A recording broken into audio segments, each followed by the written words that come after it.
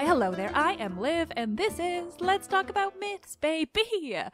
And I am here with yet another conversation episode, and, as always, questioning why I sing the title of my podcast. Now, let me just say that there is a few, a little wild coincidence happening in this episode, and that is aside from the fact that it was just, seriously fun and genuinely hilarious to record.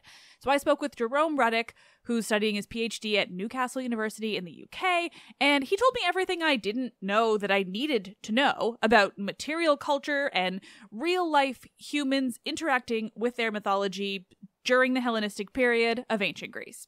But specifically in regions in Arcadia, on Crete, and even in the Phoenician city of Tyre, which was ruled by Hellenistic Greeks at the time. We recorded this episode ages ago, actually, before I even went to Greece. Probably we recorded it in I want to say March, maybe it was April. It was a good long time ago, but I had so many episodes recorded at that time that it's just now coming out. And what do you know, we even briefly mentioned how Aphrodite has origins in the Phoenician goddess Astarte. What are the chances? I love it. And Jerome talks about how she's not alone. The Phoenician hero Melkart also gets major ties to the Greek hero, obviously, Heracles, particular during this period. Absolutely fascinating. Anyway, it was super fun, super fascinating. Jerome was fucking hilarious and called Pausanias Big P multiple times as though that was just the only thing to call him. And frankly, it's just become one of my favorite things, so here we are.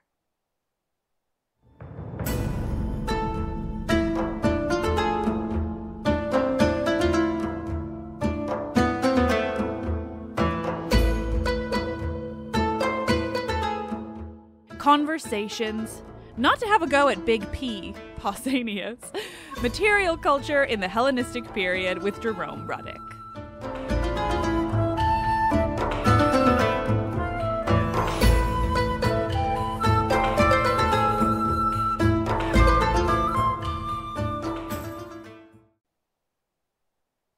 I really was excited about the topic you presented because I obviously know Greek mythology like the back of my hand, really know the stories far too well at this point, I think.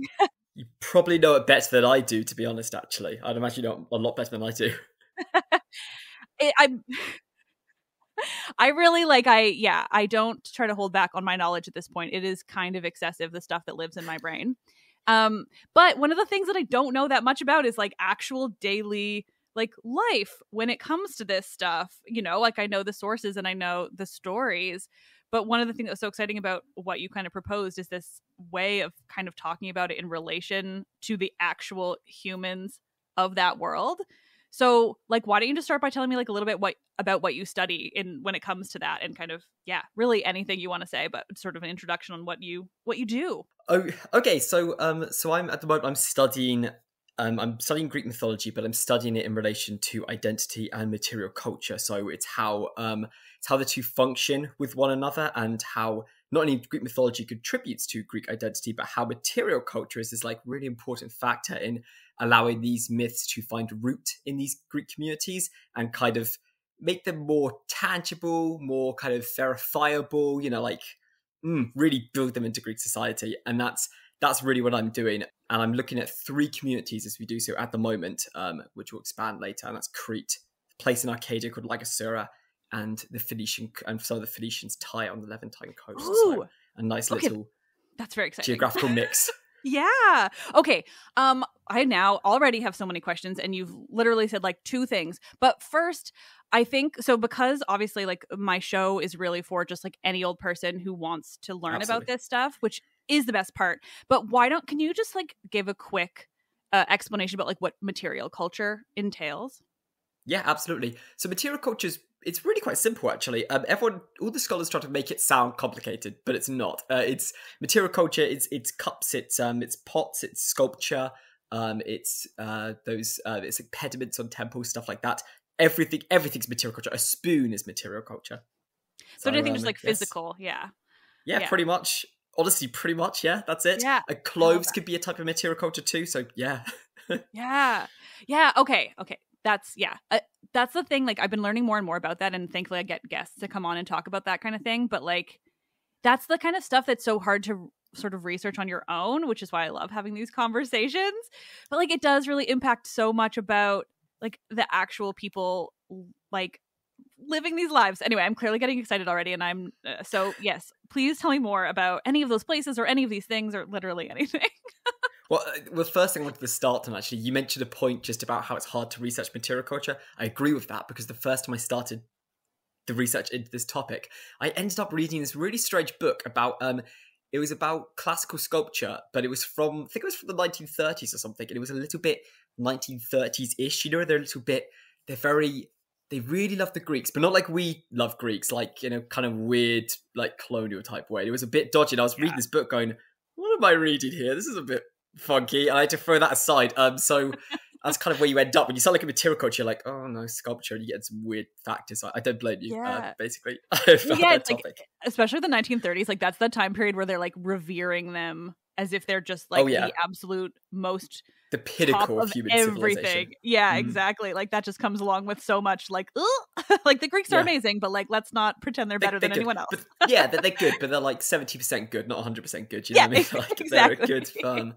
You know, middle ground good. Yeah. Okay, I'm slacking off the Greeks now, and I love the Greeks. I should be doing that. I mean, I do it too, and it's my entire career to love them. So we can also criticize. That's the whole point of like, I think it's important. It's reason debate, discussion. Okay. So what was the question now? Because I've lost it. I mean, honestly, also I love doing this. Is like just let your brain go. It's fine. I have ADHD. It goes everywhere. Me too. But yeah. Great, yeah, and I'm also like ADHD siblings. Yeah. Oh, I mean, honestly, there's a lot of people in classics who have ADHD. It's kind of nice because I don't feel like my brain is gonna throw everybody off. But I'm also like newly on medication, and I'm like, we'll see how anything works. As I have questions about that, but I won't interrupt the podcast with that. I have questions about that because I've been anyway. Please go ahead. But I get all that interest. Oh my god. But yeah. So I mean, honestly, like, I just want to hear anything. So my question was was really just like, talk about anything. But I'm excited about all those regions, but I also don't want to like jump from one or like anyway. I'm getting too excited. Let's start with let's start with a very brief overview. I'll do Lycosura first because it's kind of my favorite at the moment. It's what I think I know the most about, which is helpful to stop me from pausing and in an erring. So Lycosura, so it's, you know, Arcadia. Hopefully everyone's familiar with that because there's so many good stories from Arcadia. Mm-hmm. So in the region of Arcadia, around sort of about the central area, a little bit closer towards Sparta. So that it's hard to do it without a map, but hopefully people are going to put up their phones and look at that. But there's a town called Lycosura, and it's near this town called Megalopolis, which becomes very important because about what is it again? I think it's 368 BC, right? Megalopolis kind of go crazy and they want to take over everything. They're like, we're going to take over these towns. So they get all the sanctuaries, and either they destroy them or kind of take their sanctuary bits and like collate them into Megalopolis. So then Megalopolis is basically the sort of cosmopolitan hub for all the sanctuaries. But the interesting bit is when we read the ancient sources, Lycosura should have been destroyed too because it's really close to Megalopolis, but it isn't. It stays alive for some reason. Like, its sanctuaries intact, its towns intact. The Lycosurans are having fun and things are good. And they say, Pausanias says in the sources, when he's the main one we have sources about for this, he's like, oh yeah, Lycosura survived because of Despoina, their local goddess, who the Megalopolins are like, oh yeah, they're nice. Oh, we like her. She's cool. And they let them live. So it's really fascinating because suddenly you're like, oh my god, myth saved them. Like, the mythology literally saved them from being well destroyed. In the worst case. So I also just love the idea that like a place called Megalopolis is like gonna take over everything. Like, I feel like with that name, it's like, well, that was bound to happen. Well, I think to be fair, I think they may have created the name because they were taking over everything. Maybe they were like smaller Lopolis before, and then when they started taking over, like, I'm gonna change it to Midalopolis, and then became Megalopolis. There you go. Nice. Yeah, you got to make it work, right? It's like, just convince everyone that you're the biggest by calling yourself that. Yeah, no, to be fair, well, you know what they say, like, what was it again? Fake it till you make it, and apparently they made it eventually. Yeah, So there they you got go. there. Yeah. So Despoina is so interesting because I've done like some really base level research on like I don't even know if I've researched necessarily her, but the word is also often used as an epithet, isn't it? Like Oh, I it is, feel yeah. like it. Yeah. So it's really interesting. It's like both a goddess and an epithet, so it can be used along with like other goddesses. But then like as a physical or not physical, obviously, but as like an actual technical goddess, is she really specific to that area of Arcadia? Oh, she is. Not offhand, I appreciate, like, you're very shit hot on your stuff, which I should have expected, but, like, yeah. Beautiful. So yeah, yeah, she is. She's very specific. So basically, this is interesting. Despoina is supposed to be, we think, Persephone. Mm. Persephone, goddess of springtime, and all that Hades stuff. So apparently, it's another form of her, right? But they call it Despoina, and it's a bit of a mix whether or not that's supposed to be like a sort of cultic, like mysteries, Eleusinian mysteries name for her, or something else. But it's supposed to translate to the mistress. And Pausanias in his text also goes, "We don't know her real name," and no one says it. So it gets really mysterious and kind of, and a little bit like I don't know the word I don't know what good word I'm looking for. Kind of sexy, like ooh, it's really kind of Yeah. titillating. But no, it is a very specific name to Spoiler. She is very, very specific to Arcadia. I think there are some references of her, and I think it's like on some of the smaller Greek islands, but it's pretty rare. It's not Mhm. universal. No. She is absolutely like a Syrian goddess, an Arcadian goddess. Yeah, she's very I love specific to that. the region. Yeah. She's Uh, very cool. So okay, here's more of my like deeply niche and unspecific knowledge. That's really contradictory regardless. So when I was last in Athens at the Mhm. archaeological museum, they have this thing there, the They do. like I'm sure you know what I'm talking about because it's Yeah, like the only thing with I have her an on idea, it. but please go ahead. Yeah. Yeah, so I'm gonna try to like describe it, but it's basically it's marble, but it's a like marble rendition of like a piece of clothing, and it's Yeah. Yeah. incredible. It's like all these It is. folds and like it's unbelievable, and it's all about her, and like there's so many things on it. So is that like you clearly know what I'm talking about, obviously, because it's amazing. But is that something you've Yeah. studied specifically? Because I would love to know more about it. Yes, it is something I study specifically. Also, In I forget fact, what it's called. it's Oh, good. oh no, so it's called Despoina's veil, or the veil of Mm. Despoina, and it would have been attached to the back of her. I'm miming this, but I know Oh no one yeah, can see it, so just picture me miming it. There's a veil coming out the back of her head, and yeah, this is literally what the main thing I've studied, so I can tell you quite a lot about it if you amazing. want to. Please, um, because also I can share pictures of it when I share the episode, because I took oh somebody, yeah, I forget who it was, but somebody on Twitter, like Classics Twitter, like asked me or just put out a call being like, I need pictures of this, and I was like, I'm going to the archaeological museum like tomorrow, I can take them. So I took like I have pictures too. To oh the point yeah, I was there taking pictures of it, and the people in the museum were staring at me weirdly because I'd been there for 10 minutes taking pictures, and I was like, I looked at them, and my wife came up to me as well, and she was like, "You need to stop taking pictures because I think they think you're like planting a bomb or something on the veil." so good. Yeah, I took like every single angle. I think I have like 20 pictures of that piece. Oh yeah, no, absolutely. You need to because it's so intricate. Yeah, It's really it's cool. Okay, yeah. I'll tell you about it. Okay, I'll tell you the most interesting thing I think about it. I think the most interesting thing about this, and this is not entirely on me. This is from a scholar called Plamidus, I believe, Plamidus, who basically did most of the legwork as far as I can tell about this. But basically, it looks like the cult group in general, the whole cult group of Despoina, but particularly the Veil, it looks like it's like collated mythologies from across the Arcadian region, right? So Mm. it's stuff like there's Zeus, there's Poseidon, Apis, there's what is there? There's zoomorphic images, so like hybrid figures, like half human, half animal, and it seems to have collected all these Arcadian myths, all these local Arcadian myths, and put them on this veil. And it's really interesting why they've done that. I've got some opinions. I'll share that in like a separate bit, but I've got some opinions on why. But it's really fascinating. So they use material culture basically to get all these myths and kind of shove them into like Asura.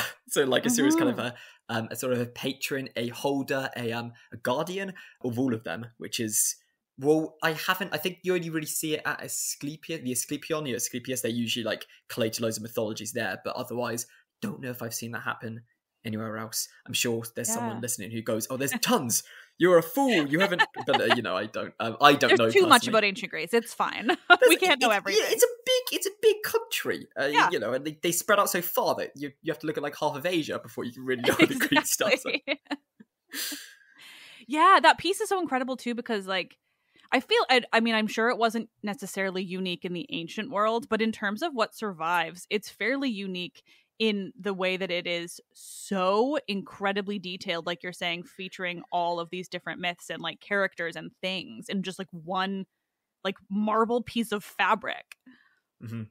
Yeah, it is. They've really gone overboard. But one of the most interesting bits about it, to give everyone like a visual picture, is there's along the bottom there's a string of dancing animals, like half human, half animal figures dancing. They think they're dancing in festivals. They're playing like bagpipe. They're not bagpipes. Not playing that. Not Scottish. I don't think the Greeks had those. I think we can reliably say they're playing flutes and such. And they're dancing around lyres and flutes. And it looks like basically it's an image of festival. So it's looking like Asura.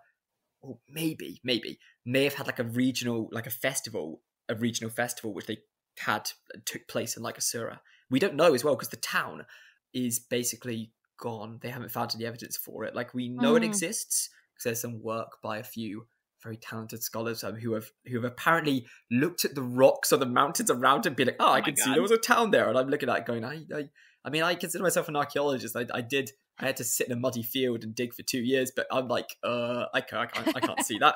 But anyway, they did, and apparently there was a town, and it may have happened in that town, but we can't find the town, so we don't know if it happened. It does look like a festival happened, based on what the veil says, because of the dancing animals, which is super cool. There's like some sort of like magic festival going on, which we don't know about. That's interesting. I mean, God, like, there's just so much stuff like this where you're like, just this thing that like maybe was a thing, but we have no proof of it. But what if it was? And it would be super cool if it was. Like, it's like half of ancient Greece, and I fucking love it. It's a mystery box. Greece is a mystery box. There's so much. That's why it's the best. Yeah, I agree. That is, I love that, and I love that I could remember that piece so well. But like, I mean, anything about it. A plus. Like, I mean, I don't want to sound like but I mean, like, it's funny. Great. It's like if I learn a thing once about ancient Greece, it tends to stick in my head forever. Nothing that I like need on a daily basis, but ancient Greece, it sticks. That's really lucky though, because I learned something about Greece 10 times and it doesn't stick in my head, and then I make a note on it, and then and then I start. The only reason I remember this stuff is I've been doing it for 3 years now. Yeah, and even then, it took it to the second year for me to really be like, oh, I can recall this at will. So exciting. Yeah.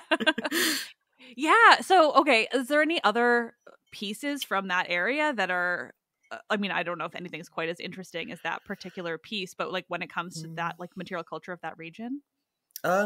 Not of the veil, but of zoomorphic type images. There is from my Greek really sucks. I'm going to butcher this name, and I don't know Greek at all. So. Phigalia. I think it's Philgaea or Phigalia. One of those. It's in the Arcadia again, but it's got they call it Black Demeter, and it's because apparently she's supposed to have the head of a goat. So very Arcadian, really, because Arcadia is also a place where they were supposed to have made Pan as well. The god of the wild. I just learned of Pan from Percy Jackson. That's where I first met him, to be honest. But yeah, so it's very Arcadian. These hybrid figures are super Arcadian. I mean, you see them other places too. I'm not going to pretend they're completely unique, but they're pretty Arcadian. It's a real staple of Arcadian mythology to have hybrid figures. Well, and Arcadia is like the whole, I mean, it's like kind of the center of the Peloponnese, right? And that it's just very wild, and like, I feel like it's the place, right? It's also one of the places where Atalanta was like raised by bears in the mythology. Like, it's just one of those places that it doesn't surprise me that it would be sort of the most heavily associated with animals and wildlife and all of that stuff. I mean, Zeus was also supposed to be raised in Mount Lycaon, but of course the Cretans would have something to say about that, because they'll be like, and like a handful of no. others. Exactly. And everyone else who's claimed that Zeus was born in their house somewhere, they're like, no, Zeus was born here. He's our patron god. Yeah, there's like 5 mountains that say that that's where Zeus was raised, and I love that. To be fair, maybe Zeus was just a very big child, and he covered all these mountains. Yeah, I don't know, he just went everywhere. Bits of him, or he sort of claimed, or maybe Zeus had like 4 twin brothers, and then like well, not twins at that point, 4 identical brothers, and then maybe he ate them all like Kronos. I don't know. Who knows? I mean, could be anything. We can have. It's probably more just the Greeks being the Greeks, which frankly is, we like this, we're going to take it and put it in our culture. It's like, does that make sense? Doesn't have to. We don't care, Like, enter Heracles, who went literally everywhere and did things in every different city because everyone wanted a piece of him. Yeah, well, literally, and he had so many kids because all the women all the women and men wanted a piece of him. So yeah, he just had to be everywhere. Yeah, absolutely. I will say a last bit about Arcadia. This is me basically plugging the research that I'm doing and what I think is interesting. So I think my pet theory, I think some others share bits and pieces of this, but I think this is relatively unique to me as much as it can be, and stuff like this where everyone's done it, everything. So basically it's the idea that this Lycosura cult group basically was created by this. There's two interpretations. One, it was created by Megalopolis. That's the boring one. I don't like that. I like the one that Lycosura created it because it's more plucky underdog style. It's the idea that Megalopolis is basically taking over all these communities and they let Lycosura stay alive. Great. But it seems that Lycosura may have commissioned this artist called Damathon to come along about, when is it again? I think it's 198 BC or was it 250? It's about like 2nd to 1st century. He comes along, right, and he builds this statue for them, and I'm thinking they used it to try and retain like autonomies in their identity. So they were like, okay, we're still alive, that's great. If we collect all these mythologies, we collect these mythologies from all the regional places, not only can we increase our own status, but we can also give ourselves like a new, fresh, powerful identity to combat the kind of the pull of Megalopolis, the controlling influence of Megalopolis. And it's kind of how they established autonomy in the region by taking a statue, collecting all the myths in the material culture, so using it basically as like a sort of mini Bible almost, to like have all these myths in one place, and then capitalize on that to basically stay alive against Megalopolis, which is, I think, is a fascinating, if it is true, which we would never know unless a new source comes out with some guy going, so we created the statue because we wanted to, which won't ever happen. But I don't know if it is true. I imagine every day. I imagine that I'm the one who finds it, so I get to take credit. It's fascinating. It's this really great idea, basically, this plucky underdog trying to survive against the lure of this really powerful city, and they're using mythology to do it. That's how they get their significance, power, identity. It's how they survive, and that's fucking cool. Is what I think. Well, and okay, so I really don't have a good grasp on Greek history after the classical period because I've focused all of my interest on archaic and classical. But it's interesting to me that all of this was happening so late too, because I don't know, I always just imagine the Hellenistic period as like just all these kind of big powers across the whole of the Greek world taking control versus having this idea of like a city in Arcadia trying to take control of like the rest of Arcadia. But I don't know anything what was happening in the Peloponnese at that time. But is it like somewhat unique, or like what was the deal there? It's not really unique actually, because as when we go into Crete, you're about to hear exactly the same sort of story. Right. Basically Alexander the Great dies, obviously, and then everyone goes insane trying to take over his empire. Because why can't we all just be friends and be like, you can take that bit and you can take that bit? Oh well. But so you get all these Hellenistic kings that pop up instead because Alexander's given them the model for kingship. That's a good idea for one person, not for most people.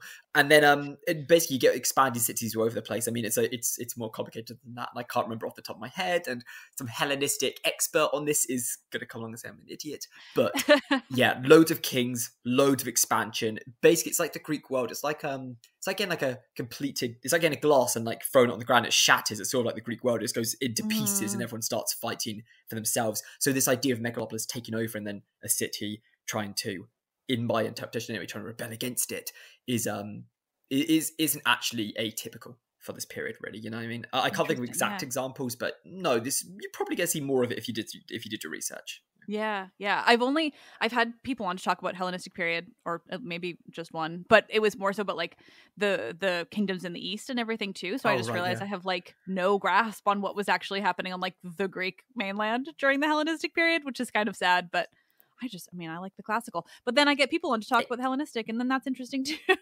Hey, that's fine. I mean, to be honest, before I started down this avenue, I like the classical too as well. And then I remember I got told, don't do the classical, everyone does it. Do the Hellenistic. So I was like, oh, okay, fine, I'll do the Hellenistic. And I was like, wait a second, this is really interesting. Yeah. Why is no one doing this?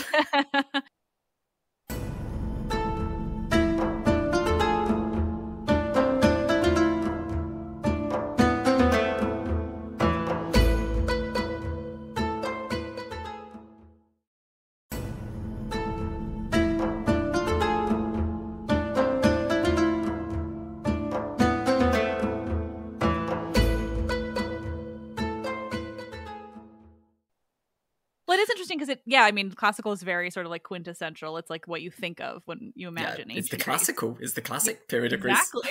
Quite Funny classic. enough. Yeah. Yeah.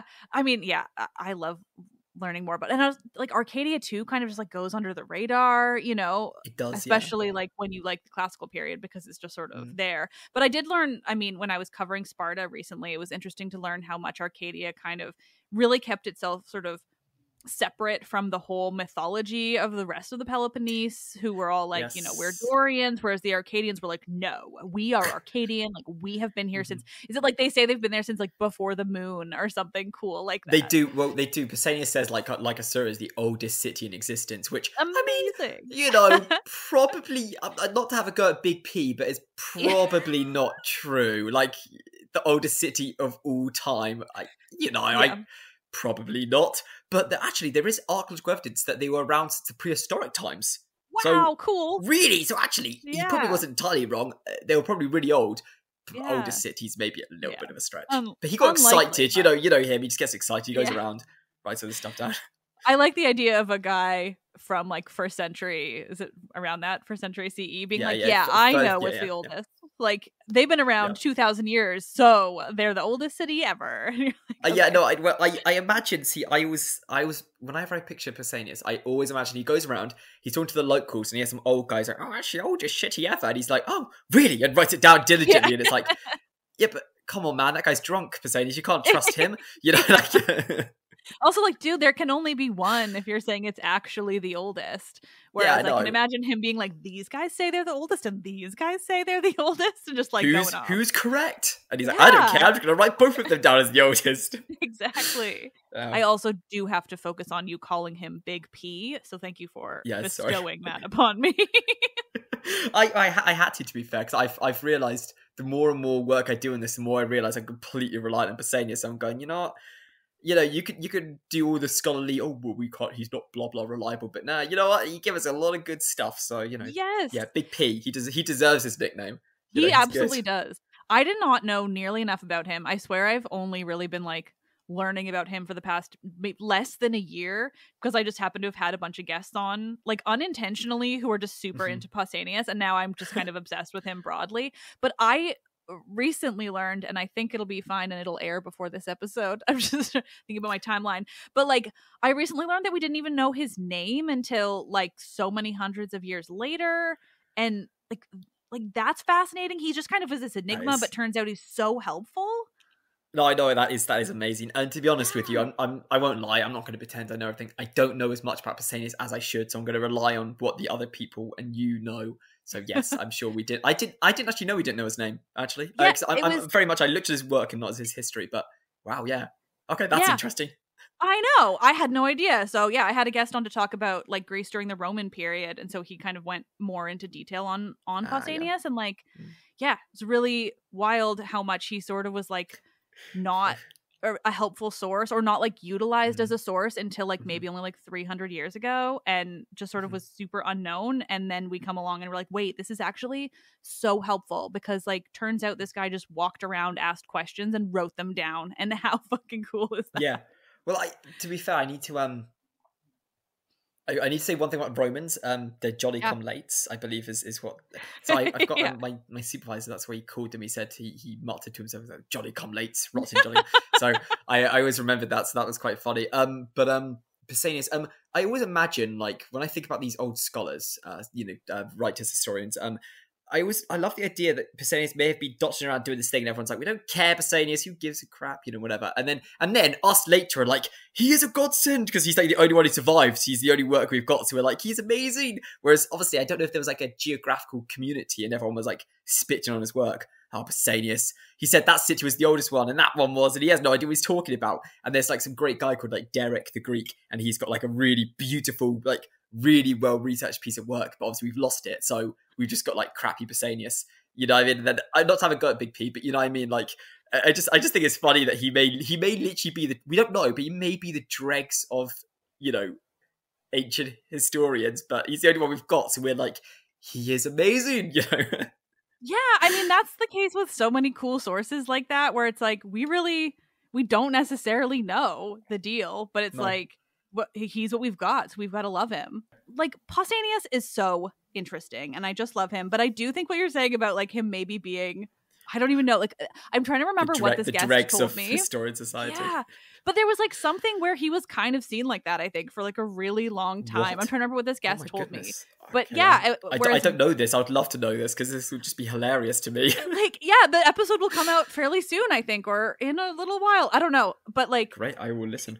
Yeah, Dan Stewart is the one who told me this, and it's like this the Roman period episode that'll be coming out. But it was really fascinating hearing kind of about what Pausanias was sort of viewed as, or how he was understood in the ancient world, which is that I think he got like very little respect or appreciation in the ancient world. Pausanias. I know. And like, meanwhile, yeah, we come in and it's like, no, it's actually incredibly helpful to have somebody who went around and like described the things he saw, because they're gone now. Useful. Yeah, it's so amazing. Yeah. I know. I do wonder, like, without getting us too off topics, I don't want to go away from Greeks, but like, I do wonder about if our entire society was eviscerated by a nuke tomorrow and we all died. We kind of got Greekified, where you find stragglers in the ground and you're like, oh my god, this was. I do wonder what would survive enough to give people an idea of the world. Like, I don't know if Big Ben got destroyed and people are like, there was once a big tower, and they're like, what? You know what I mean? I wonder who would be. Where they would get that evidence from nowadays, and we have such weird things, and there's so much like time period in between that, like you just kind of find any and everything, or like find a museum and then be extra confused, or I don't know. Yeah, it's interesting to think about. It is. Crete. Yes, I love Crete. No, I was just going to do the same thing. Along. Yep. So Crete. Tell me about Crete. Tell you about Crete. Okay, I will start you with Crete, and then I will wait for questions to help focus me. So I will start with an overview. Crete in the Hellenistic period. Oh god, this is interesting. This is. I sounded really unenthusiastic when I said that. It is interesting. It's not. Oh, Crete in the Hellenistic, so interesting. No, it is good. Okay, so basically, a lot of scholars and other people really interested with Crete in the Minoan period, which I don't give two flying rats. There was. I don't really like it. It's pretty cool back then, but fine. No, it is. No, it is cool, but like, it's also like, oh well, I don't know. Everyone does it. I don't know. That's fair. So Crete during the Hellenistic period. It's interesting because we don't have a load of information about it. I mean, we do, but we kind of like with all these things we do, but we don't. But the interesting thing is, Crete's built on an aristocratic society, much more than other places in Greece are. They're kind of like the Oh no, I was going to use a bad stereotype. I'm not going to use that. They're sort of like the black sheep of the Greek world. In that they're different. And there's a scholar called Polybius, a historian rather called Polybius, who says they're all what's he say, rapists and murderers, which by the way isn't true, as you probably could have guessed. It's not an entire island full of rapists and murderers, but Polybius didn't really like them. But I think it's because they killed his dad or something at some point, so he had a bit of a chip on his shoulder, if I'm remembering correctly. Polybius, oh my god, Polybius was from Megalopolis. Oh, well, yes, he was. Okay. Yeah, good old Megalopolis coming back around. I always think of the Athenians for stuff like that, especially. No, I don't blame you. They usually are, frankly, but he wasn't. He was from Megalopolis. Yeah. Interesting, yeah. Like, especially when it comes to Crete, I always think about that because I'm kind of obsessed with the idea of like the whole Theseus and Minotaur just being complete good. Athenian propaganda, which it like basically was. But I really like just want to understand it better as Athenian propaganda, because it's like I'm sure the Minoans weren't going around being like, so every year we sacrificed all of these people to this monster we kept downstairs. Like, well, I mean, you say that, but first of all, I'm sorry, I have to take issue with the fact you called it a minotaur and not a minotaur. I know that's an accent because I am across. I know. I'm sorry. However, okay, no, you brought it up, so now I have to make this argument because here we go. I've had this argument with my friend who is also not British, but she lived there long enough that she says Minotaur, and it drives me bonkers because the ancient Greek did not really have a hard I sound. So if one of them is going to be more accurate, it's Minotaur. Linguistics time. Okay, fine. I will concede defeat because I don't think anyone wants to listen to us argue for 50 minutes over freaking Minotaur. But I had to say it because it's one of my. It's one fair. Of my. I was noticing people say it. It's very British to say Minotaur. Okay. Moving on from that. No. You said again the Cretans would not be kind of being like, woohoo, we slaughter loads of people, woohoo, we come to Crete, lovely. The thing is, though, on all their coinage, well, deeply into the Hellenistic period too as well, they have images of the labyrinth, and on their Colossus does anyway. So they clearly were being like, yes, we had the labyrinth, we had the Minotaur. So yeah, but I don't like. I I think that they it's a bit dodgy. Like, they kind of it is. It's really questionable. But I also think it's more so that it was like that was really indicative of their whole culture versus the Theseus part of, you know, well, they were sacrificing. Like, I don't think that they were necessarily talking about how evil the Minotaur was. They were just like, we have this labyrinth and we're cool and we've got bulls everywhere, and, you know, sometimes a half bull man, it's fine. Or sometimes a half bull man, yeah, that's sometimes. You know, totally just normal. Casually, just roaming about. Well, actually, so I've got stuff I can say about Athens as well, and about their propaganda. With the idea of, like, you know, oh god, there's so much to say. Okay. Very quickly. You're probably right about that. To be fair, they focus really just on the labyrinth, as far as I can tell. And you're right, they're not really focused much on the grisly sacrifices of death, because it's not really. I mean, you know, the Greeks, when they came to their myth, didn't really always practice the morals we did. You know, because Zeus going around impregnating everything. Much of that being rape, was not something we would stand by, but the Greeks were like, woohoo, go Zeus. This is great, it's fine. This is great. So obviously things are a little bit different, but no, you're probably right about that. But I should focus on Crete, but I will say one quick thing about Theseus. I read a really interesting article by a person called Turner. I cannot remember her first name, which is terrible, but she wrote basically about how Theseus is both the son of Aegeus, the king of Attica, and Poseidon, god of the sea. But the stories, like, they basically, the Athenians blur it, so you never really know who his actual dad is, because that way they could be like, no, we have claim to Attica because we're descended from Theseus and Aegeus, but no, we could also control the sea because Poseidon. And they just let this exist on like a blurry thing, and every time you've probably got someone being like, so which one is it? They're like, both, kind of. It's fine. They had sex with a woman on the same night, so it's both. That's it. Yeah, you know. I mean, you know, when you're pregnant a woman, if you do it quickly, both of them combine into one. Everyone knows that. Genetics, God. Yeah, genetics, God. To be fair, actually, I mean, we are talking about a god in one of these places, so maybe his genetics can literally, maybe his sperm can match onto Aegeus's and make a super kid. We don't know. Yeah. I mean, the guy controls the ocean. I mean, you know, could have happened. You know what? Wow, I think I've just cracked the case of how these can coexist. Yeah, I mean, sperm god. That's the next paper coming out. I mean, that sounds like so Poseidon. Crete. Yeah. Okay, Poseidon. Yeah. Okay, Crete. I would talk about Crete. Okay, so basically Crete is a bit of a hot mess during the Hellenistic, and all the cities are expanding. You've heard that story before, Megalopolis? Well, it's the same on Crete. There's one city called Hierapytna, which is, let me see, how do I describe this without having a visual reference? It's so you've got Crete, you've got the middle of Crete. It's like sort of off the middle of Crete towards the east, but like southeast, very southeast, but not, you know, when the island kind of like thins out and then gets like a bulbous end so much, it's not there. It's kind of the bit before that. It's the best way to describe it. This doesn't help when people just look at Google. I mean, I know the shape of the island of Crete so well that I knew exactly what you're talking about. Oh my goodness. Like, I just think says too much about how much I stare at the map of Greece. But yeah, I get it. Good. I'm really happy. Really happy I can actually describe that fully. So yeah, all these cities are expanding like crazy, but at the same time as this, it's really fascinating. So basically, Crete is also, so I think Crete's a hot mess. It is for multiple reasons, because cities are expanding everywhere, but also mercenaries are, basically Crete's kind of like, it needs money, right? And because of its society, apparently an event happens. We don't know what it is, but it's called the event of the Hellenistic period. It could be an earthquake or some sort of famine of some kind. I'm not really sure. But something happened, and it meant that there wasn't basically loads of jobs. God, this sounds like 21st century Britain, but there wasn't lots of jobs on the island. And as such, Cretans had to move and emigrate. And one of the key things they got a lot of money for and a lot of good reputation for were mercenaries to help the new Hellenistic collection of kings fight wars and take land.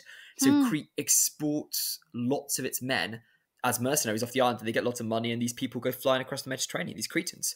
And that's like their thing. That's how they make money, by selling soldiers. Not selling, they are hiring, renting soldiers, because they're mercenaries. Yeah. But it's fascinating because these mercenaries go off and then they come back. They encounter new mythological stories, and then they come back with these mythological stories and they tell them to Crete, like, hey, did you know? So the best one is in Itanos, on the very east of Crete, like sort of near the north bit of it. They come back with Egyptian stories. They're like, hey, did you know Isis? Woohoo! And all the other Cretans are like, what the hell are you talking about?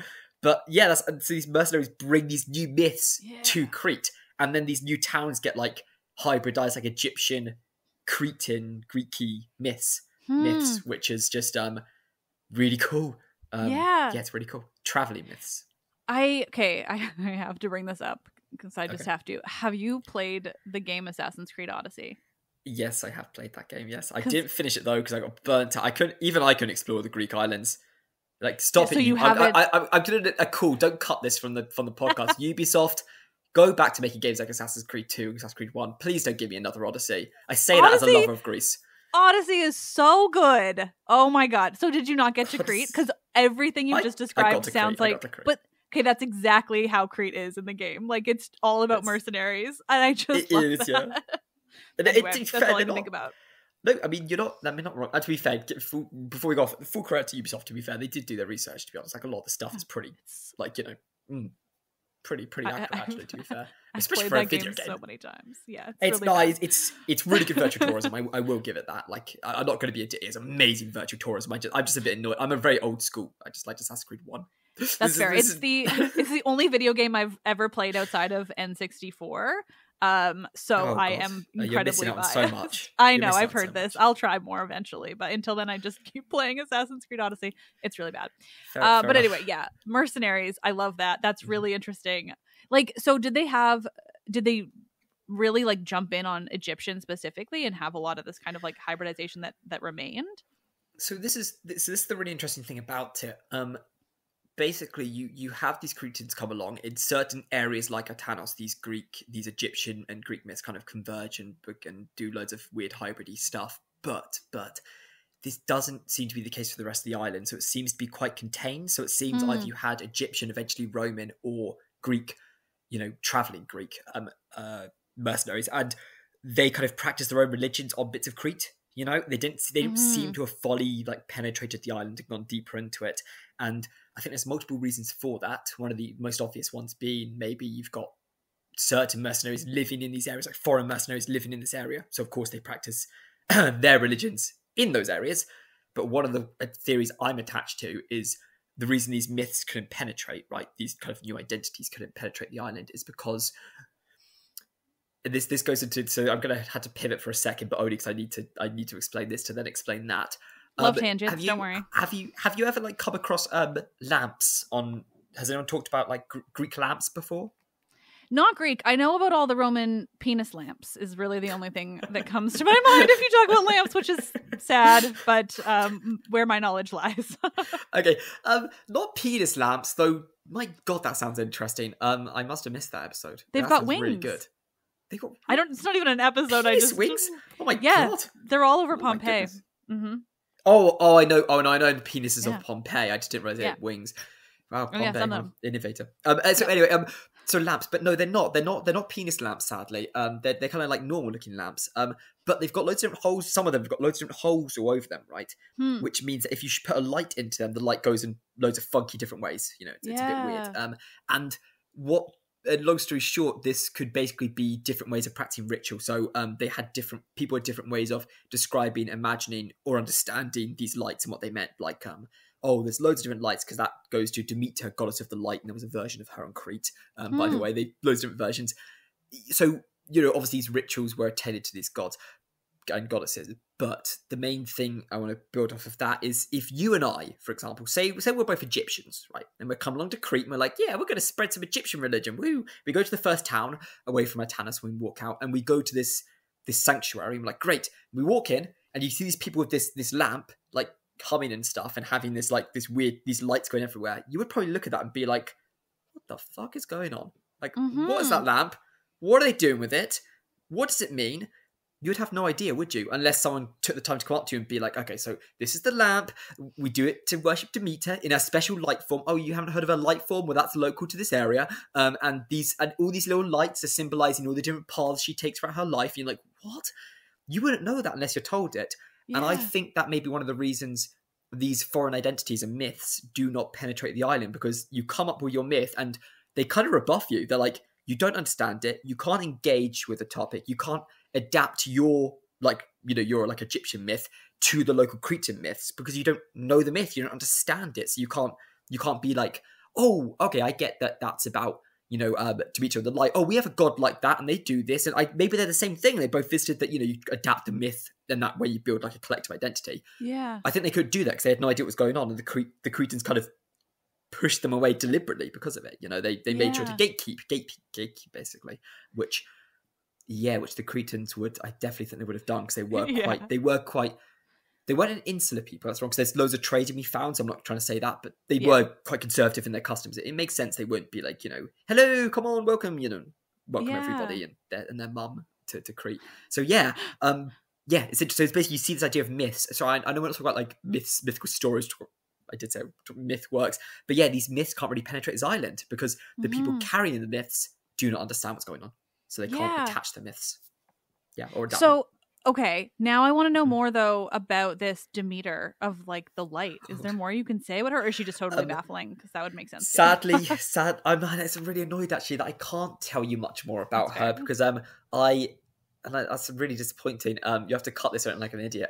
No, you have to... I can't tell you much more about her, because I've basically have not done my research on her yet. No, that's fair. Actually, I've tried as well. I got really interested, just like you. And the books were, I think they're buried in German or something, and I was like, oh goodness gracious me. So, it's a story for another day. That's why I phrased it like that, because it sounds like one where it would be really difficult, because I've never even heard of her, so it can't be something that you can easily learn more about. It's weird. Oh yeah, it's weird. It's very weird. But she is a certain. She is. I think she's called like Demeter Lightbringer. She's like. She sounds kind of like that.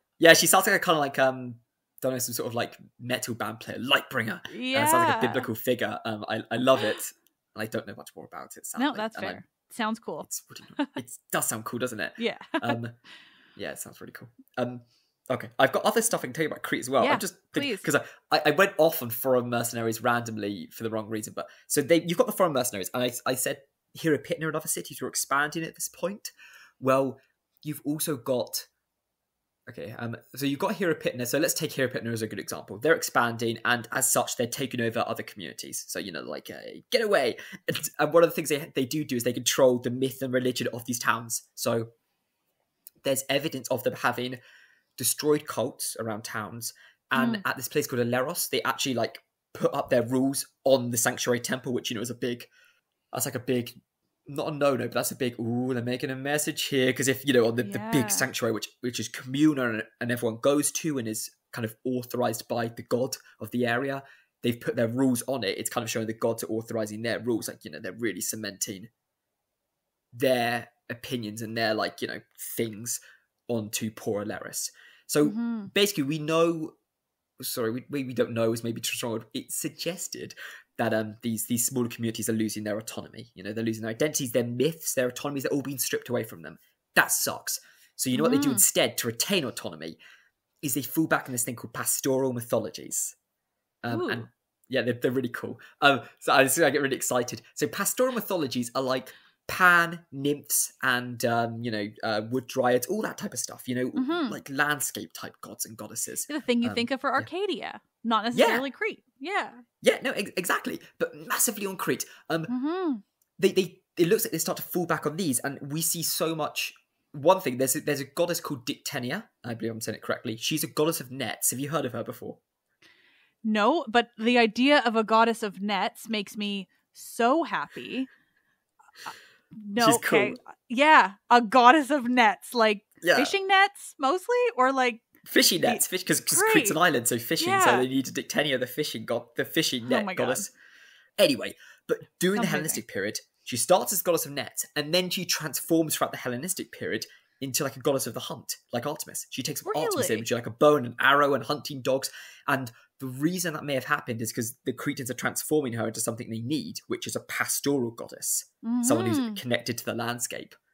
So that's really fascinating. So you see myth changing in real time, really rapidly too, like over like 100 years or so. That's rapid. Well, and Crete has got to be one of the few islands that can kind of get away with such pastoral myths too, because it's so much bigger than all the other ones. Like I feel like the rest don't have that kind of landscape that would sort of lend itself. Like obviously they're big enough, but Crete is so enormous. It is, absolutely. And it's so bloody rocky and mountainous. When I went to Yeah. Crete, I tried to drive up a hill and the car broke down and I had to splutter the car up. I think it took me 40 minutes to go up this hill on the spluttering my car. God.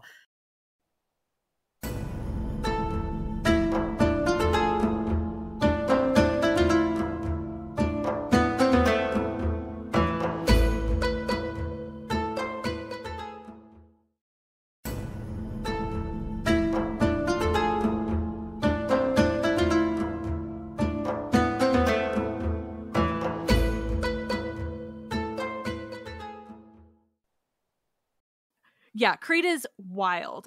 The Cretan landscape, like, I will never get over it. I don't think I like love anything more. I went there a couple of years ago with some friends, and we rented a convertible and drove down to Peliopolis, which is that what it's called? Yeah, there's so many that are like. Anyway, but it's one like really old, and it's like you have to drive all the way through the mountains, and then there's this beach that you have to drive through, like literally not a road, just like this rocky kind of landscape directly next to the water. Yeah. We're like, how are we in this car? This is not a good idea. We're gonna destroy this thing. Like, This is awful. No, absolutely. Oh my God, but Cretan landscape is wild. Like, it's just unlike anything else. I'm obsessed with it. So thank you for bringing it up. So basically, you've got all these. So you've got these goddesses turning into pastoral gods, right, and goddesses, right? So they're transforming in kind of shape. We have some lovely material culture. One of them is a clay mold relief of Pan's face, like you put on pot. So clearly they're making lots of these because they've got a mold for it that they just can stamp and fill and stamp and fill. Yeah. So apparently people are loving the pastoral myths. They're loving the Pan. This is real good at this point. So the question, of course, you may be thinking, or you may not, but I'm thinking, is why? Like, why did they start loving pastoral myths so much? Because there's definitely an increase in it. Yeah. And Sagas as well, in the Greek anthology, all the Cretan names, well, not all of them, some of the Cretan names seem to have bucolic origins. They got like little bucolic kind of etymologies, origins. Yeah. It's really weird. The Cretans love the landscape. They love pastoralism in this period. Yeah. I mean, I can see it. I'm like, now I can just picture Cretan's landscape, and I'm just, I'm here for this. Picture the sun and the rolling hills and the hidden police officers. Picture all of it. It's fantastic, It's really good. So you have to ask yourself why. So why do they care so much about pastoralism now? And there's multiple reasons. Could be multiple reasons. 3 of them that I've identified.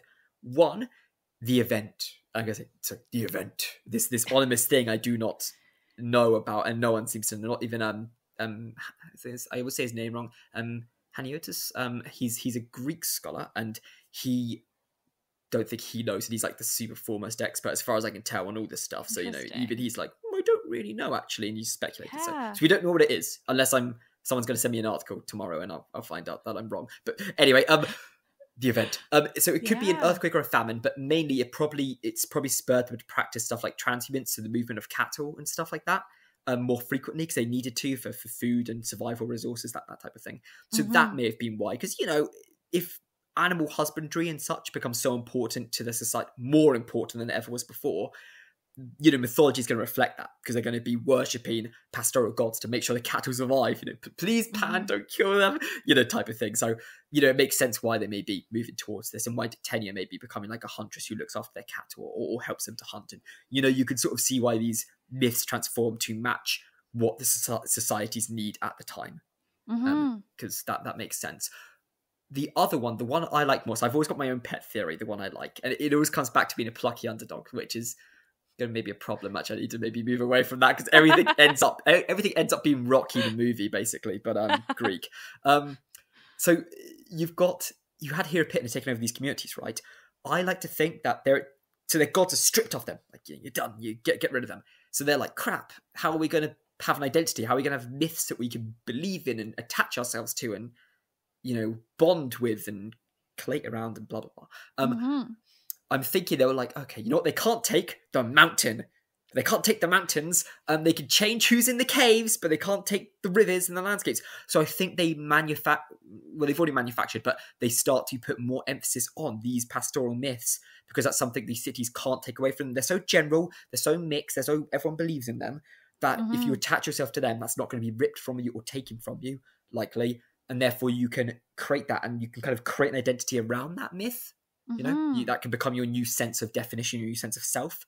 And I think that's why they start to, one of the reasons, it's probably all of them simultaneously, but that may be one of the reasons these myths become more popular, because they're now their new way of expressing their own sense of identity and their own autonomy, irregardless of the massive evil city which has taken them over and, kind of forced their hero opinion, for example, views upon them.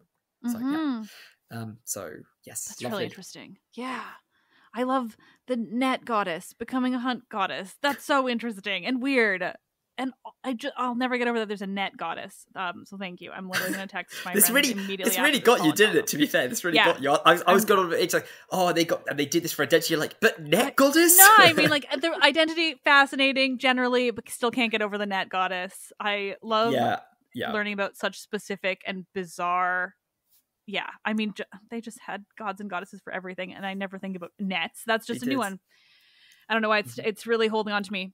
I absolutely love that, and I also am really fascinated by Tyr. So I want to make sure that we talk about Tyr. What Tyr? Yeah, is there more about Crete though? Like, I don't want to cut you off on Crete. No, that's all I got. My holsters. I mean, right. I could go on for ages, but we're not going to. Yeah. I've said my piece. You know about how they use myth now to try and survive. Maybe. Yeah.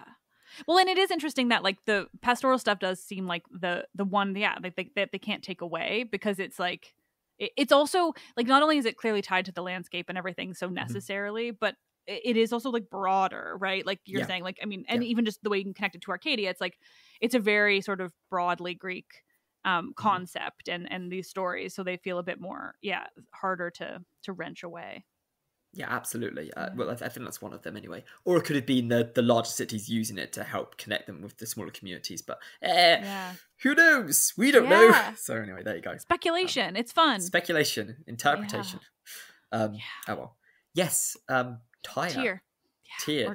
Tyre. See, you're probably right. It's probably Tyr, and I call it Tyre, and I don't know what it is. I've said Tyre for so long now, and no one's corrected me. I have to assume that someone would have taken pity on me by now.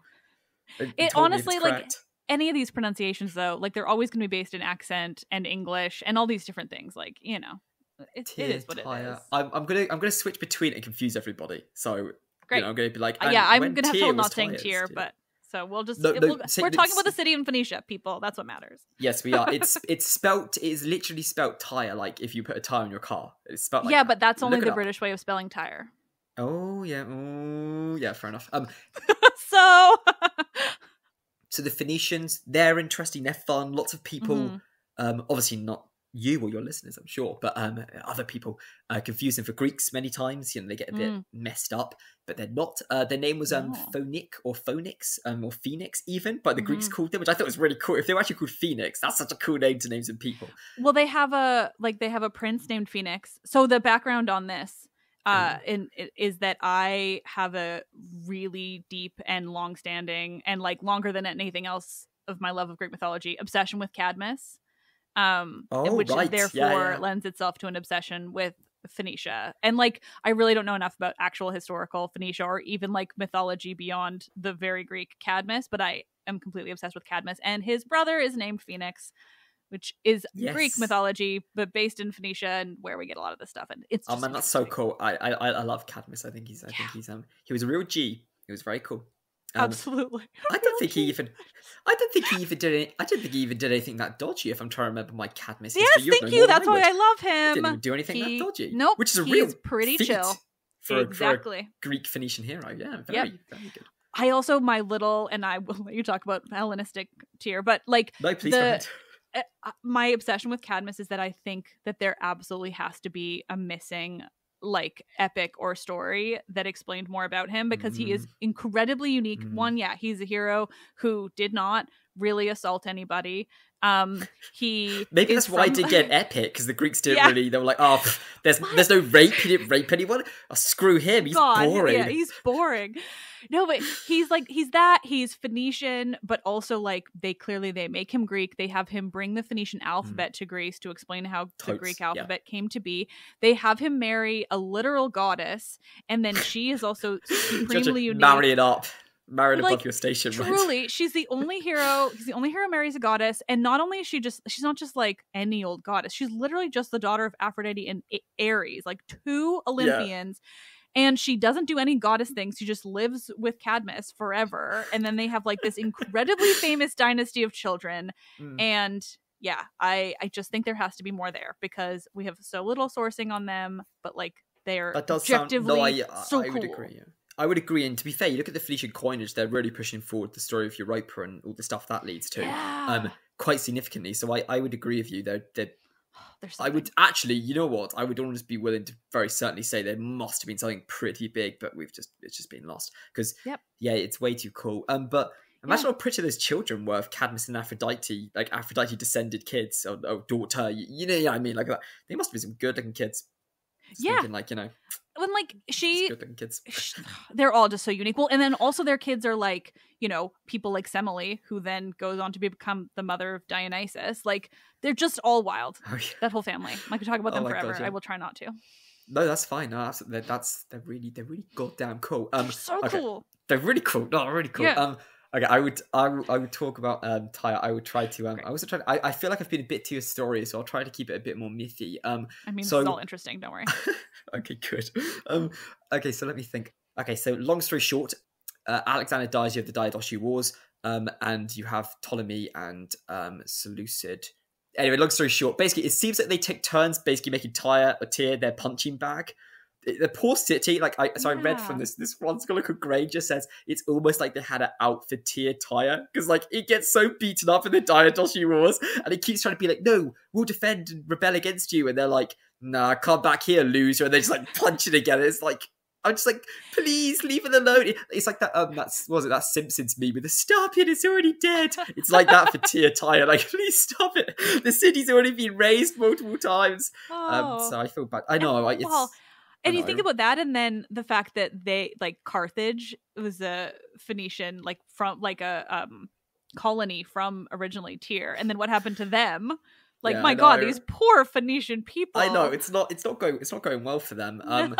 And honestly, looking at modern day too, it's still not going well. Yeah. Well, that's colonialism, though. That city in a past life must have done something to piss someone off because. Yeah. Poor thing. So anyway, Tyre. So it gets beaten up. And there are some that say like its cultural heritage gets eviscerated. I think that's a bit too strong. I don't think it gets eviscerated, but it probably got all their records are destroyed and multiple attacks in the city, stuff like that. I can believe that, you know, their identity and that their sense of self was a little bit, and their myths were a little bit like frazzled after that. I can certainly believe that after being beaten up so many times. But then basically you get this really interesting mix between Melkart and Heracles, and that's what I'm going to talk about, the myth bit. So first thing, loads of people think that, do you know, actually I should probably explain who these people, I mean everyone knows Heracles, so I'm going to assume that bloody loser, he's everywhere, everyone knows him, but Melkart, Melkart's basically, he seems to be a relatively local god to Tyre, and I think Sidon as well. Actually, I think he's around the Phoenician area, but we'll focus on him there. So his name's called Bao, like king of the city, and he's also involved in like some sort of ritual burning, where it's like a sort of reawakening thing, which ties him to Heracles, because Heracles was also burnt when he died. Right. Yeah. I didn't even think about that. You start to see the links already. So the two, Melkart and Heracles, are really quite well linked. It does seem. There's one person who says that Melkart, started off as Melkart in Phoenicia, moved to Greece way back in the day, like 10th century, 11th century, way back in the day. And the Greeks kind of liked him, turned into Hercules, and then he migrated back to Phoenicia. Like Heracles being like, you know, they kind of been, basically Heracles did create Melkart, maybe Melkart who created Heracles. But of all these things, we don't really know. The Greeks would have a reason, though, to like make it the opposite. Yeah, but like, I mean, pretty sketchy anyway, we're not really too sure. Yeah, but also like, I mean, a lot of especially like in Phoenician, that whole area, obviously all of the East, like really influenced so many different Greek deities and stuff too, right? Which is just sort of, the way they just kind of went back and forth and then changed the stories to make it seem like maybe actually the Greeks influenced them. But you're like, nah, it's probably they influenced you. No, it's definitely, because I think Aphrodite's an Indo-European goddess, isn't she, at least at the stage when she comes to Greece, so, you know. Yeah, she's really connected to the Phoenician goddess Astarte. And so you've got, all these different kind of back and forth gods and heroes. And I mean, Heracles is so unique too, because like almost everyone can claim kind of like their own version of Heracles. Yeah, absolutely can. No, absolutely. So it's really fascinating. But basically, you've got Tyre a bit of a straight, and you have to realize as well before they got beaten up in the Hellenistic period, people already had cottoned onto this link between Melkart and Heracles, the fact they were quite similar, they kind of held similar things. The Greeks used to call, so Herodotus, for example, calls Melkart the Tyrian or Tyrian, whatever, Heracles. So they're already kind of thinking of it as like another form of Heracles, which they've represented in a Greek way. I don't know if maybe the Tyrians presented Heracles as, Melkart as Heracles to the Greeks, maybe to help them understand, or they just went, oh, that looks similar, he's Heracles, because, the Greeks being Greeks, you wander along a little book, and you're like, yeah, it looks like him, and they just make it up.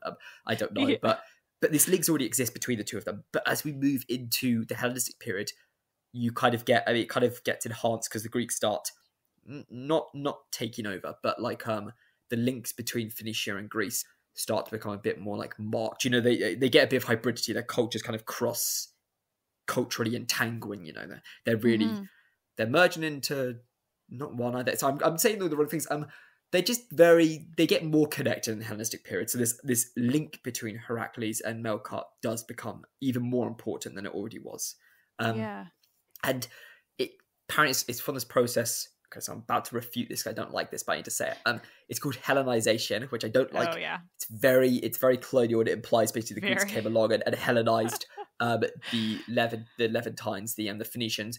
That obviously isn't true, but I have to admit it's an interesting way to start the conversation, because it does frame what's happening to a degree, in the fact that they were meeting each other. It's far more of a give and take situation. The Phoenicians got something, the Greeks got something, Yeah, exactly. A nice hybrid, a nice bit of hybrid melding, But yeah, it looks like basically, so they come along, right? And Heracles and Melkart rather, they kind of get mixed into one. That's the interesting bit. So you start to see hybrid images of Melkart where he's wearing like the lion skin. It's really interesting. There's one image of him where it looks like he's got like a lion cap, because like a sort of Phoenician or Tyrian cap, not like a skin. Right. So you see all these really interesting morphed versions of the myths as they try to kind of reconcile the two different gods together and make them into like one. And that's and it's really interesting. So you get this lovely bit of mythical hybridity happening entire as the two of them connect up, basically, which is just fascinating. It's really good. I love that. Yeah, that's the one thing I really remember about, like, so I had on Eduardo Garcia Molina, who studies the Hellenistic period, and we talked about all of that, and like that was where it was mostly in the East. And so it's interesting to hear you talking about it this way, because that's the thing that really like came across so strongly to me, is that they didn't go in and like, they did colonize it obviously to an extent, but like they didn't go in and just like force. They didn't do it like North America did, which is like completely force, the like British way of life onto an indigenous people and completely decimate their indigeneity. Like instead they went in and they were like, you've got these temples to your gods, we're gonna like toss in some Greek stuff and kind of squish it all together and sort of make something new. Yeah, exactly. But also not take away what is already part of the culture, which is really interesting and sort of just like,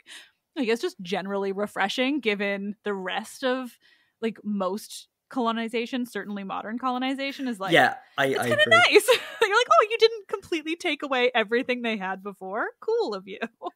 Yeah, no, I know. I agree. I was really, when I read this, I was really quite refreshed. I was like, oh, that's a difference, isn't it? Not coming in and saying they're so low. I know, our bar is so low. As long as they don't come in and say your culture's shit and then try to change everything, you're like, oh my god, they're true patrons, champions of equality.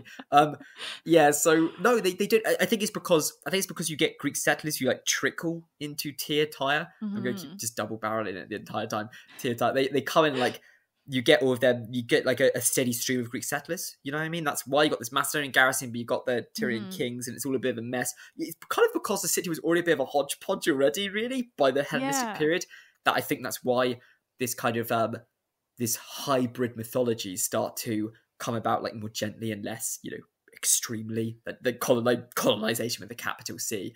I think that's why, really, because it was just more of a gentle, slow process. It probably helps the gods are so mixed, so related to one another.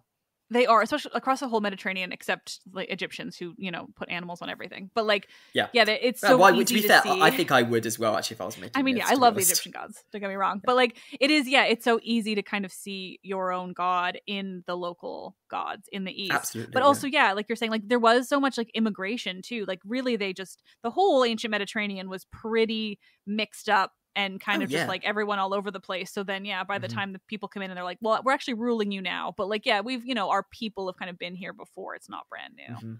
Yeah, absolutely. No, absolutely. Yeah, and it's just pretty fascinating. It's just pretty fascinating. Yeah. I love the I love the hybridity about it. Can you tell me, like, do you know anything about, you mentioned Europa being utilized by them a lot. Do you know much about that? Because I'm just curious. I didn't realize that they kind of took her on in that way. I realized I never kind of connected who necessarily invented her, if anyone kind of claimed inventing her. Absolutely. Well, you know what, actually, my general idea of Europa and going to that ties into going past the Hellenistic, where you go towards the Roman period. I think it's the 2nd century AD, I think it is. I'm not a Romanist, so this is going to sound really frazzly, but I know this bit, so I'm just going to keep within my wheelhouse the bits I understand. So it's really fascinating because basically you've got Roman Empire, great start already. You got Roman Empire, and then you've got Rome doesn't matter, it's fine. Yeah, no one cares about the Rome. Jolly come late. No one cares. But you have you do have Tyre, and basically Tyre are like, they're showing the Roman Emperor on the coin. Yeah, we're a Roman colony, blah blah blah, all that stuff. And then when Roman power starts to decline, they're a bit like, we can be us again. You see their coinage change, so they start putting their own local myths on the coins. Not really Melkart at this stage, though. There's a lovely coin of Melkart riding like a hippocampi. Just lovely. Oh, cute. He's just chilling out there with his like little thing, riding his hippocampi. He looks Love lovely. that. He looks fire. He looks so radiant. It's beautiful. But I mean, you never see Heracles in that kind of cool coinage. It's always Heracles just standing there at the club, like looking lazy. But this guy's running a freaking hippocampi, and he's holding a bow too. Right. Like, what's he going to shoot with a bow at sea? Like, what? I think if he shoots the water, the arrow will lose momentum. So I don't know what he's doing, but I mean, he's just living his life. He's going around his bow, firing into the water, hitting nothing. He doesn't care. Melkart don't care. He's happy. Anyway, I think it's so cool.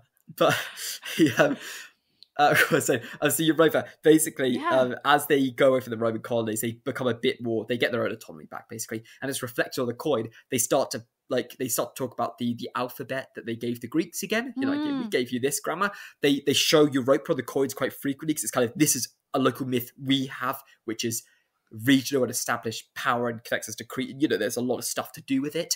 So you basically see over time, their mythological themes take over the coinage, their local ones, as their own identity starts to emerge, as they get to express themselves again. Yeah. And it's this beautiful progression of basically mythological identity over time, from being like subservient Roman emperors to Tyre in all its glory, because eventually it's just proper, beautiful, local, folly Tyrian coins coming out of it. That are just, so cool. All their images, Europa and the Greek text and their names, just them being them, really, eventually. Yeah. And it's lovely. It's really cool to see.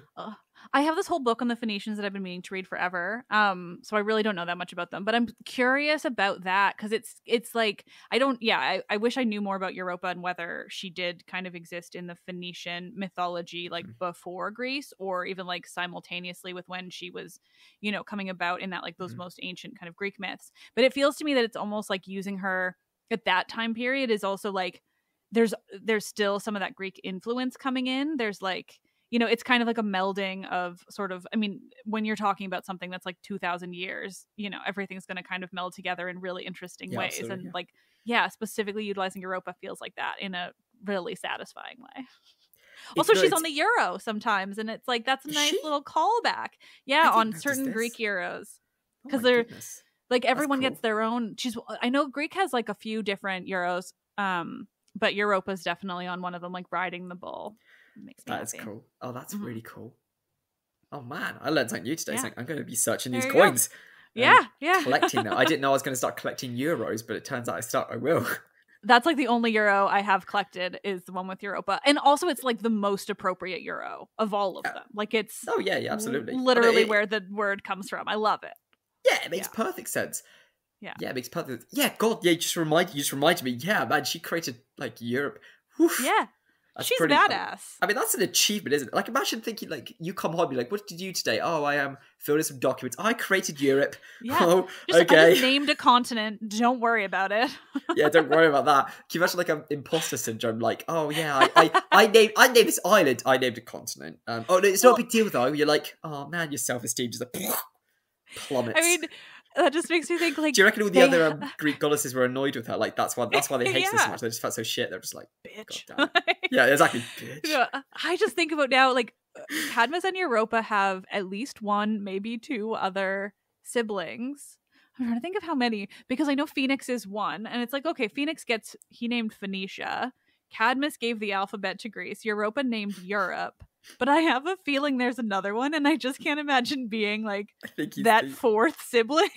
No, there is a fourth sibling, and you are right. Yeah. I can't remember the name because I to be fair, I announced at the start of the podcast, I don't remember anything in my brain. I have a terrible memory, sadly.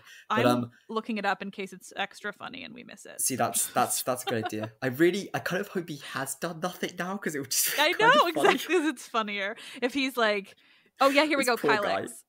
Cilix.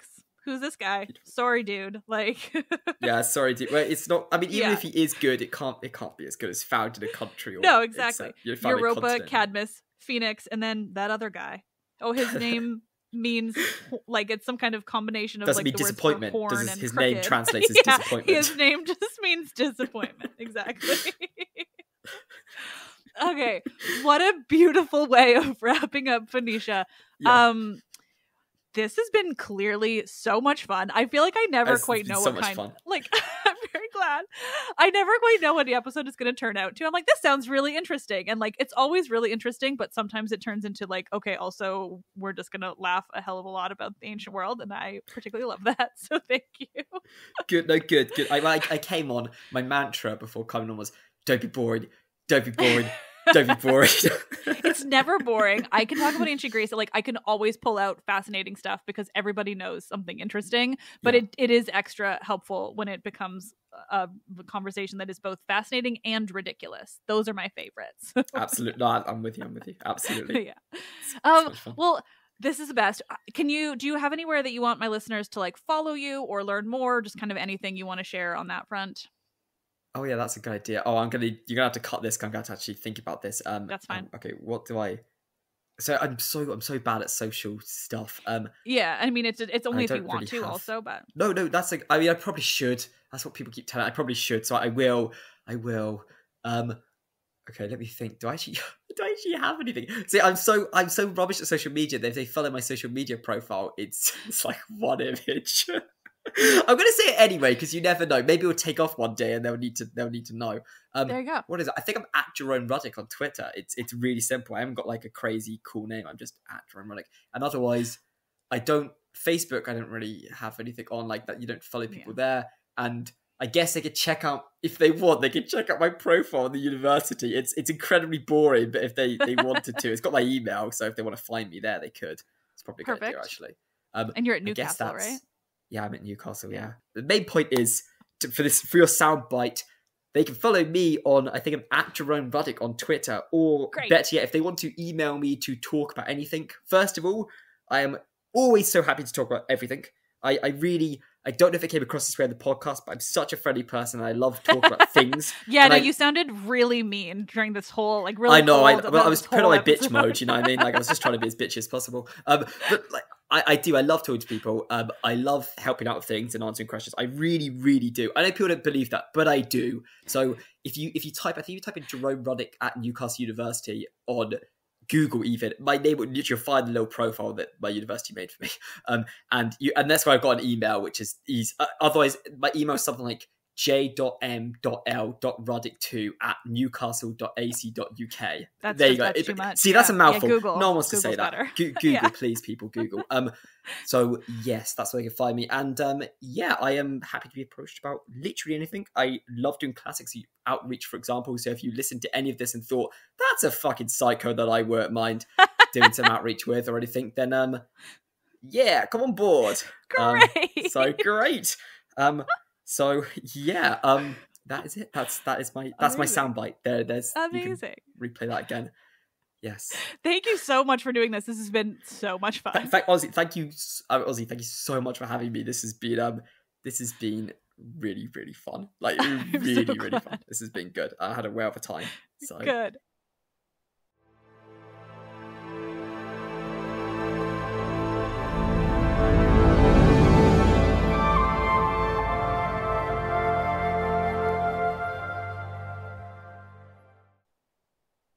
nerds, thank you as always for listening again. Like, seriously, ridiculously fun episode, gods.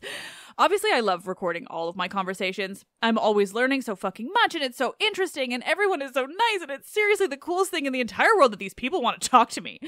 But when I'm also laughing my ass off throughout, that's just a bonus. So huge thanks to Jerome for not only talking to me for this episode and sharing so much fascinating information, but also being hilarious and also for waiting forever for the episode to come out. Thank you, Jerome. Let's Talk About Myths, Baby is written and produced by me, Liv Albert. Michaela Smith is the Hermes to my Olympians, and handles so many podcast-related things, from running the YouTube to creating promotional images and video to editing and research. The podcast is hosted and monetized by iHeartMedia. Help me continue bringing you the world of Greek mythology and the ancient Mediterranean by becoming a patron, where you'll get bonus episodes and more. Visit patreon.com/mythsbaby or click the link in this episode's description. I am Liv, and gods, I love this shit. Thank you for coming along with me all the time. It's just super cool.